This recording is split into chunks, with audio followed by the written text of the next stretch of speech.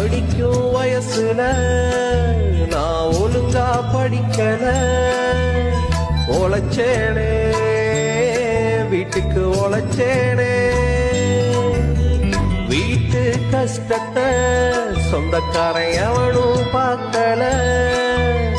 வந்தேனே வெளிநாடு வந்தேனே,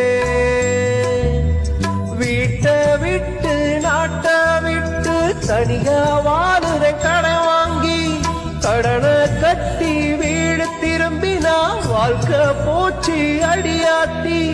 வெளிநாட்டுல வாழுறது சொகுசு வாழ்க்கைன்னு நினைக்காத இருக்கிற.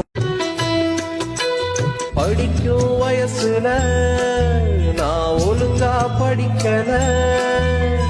உழைச்சேனே வீட்டுக்கு உழைச்ச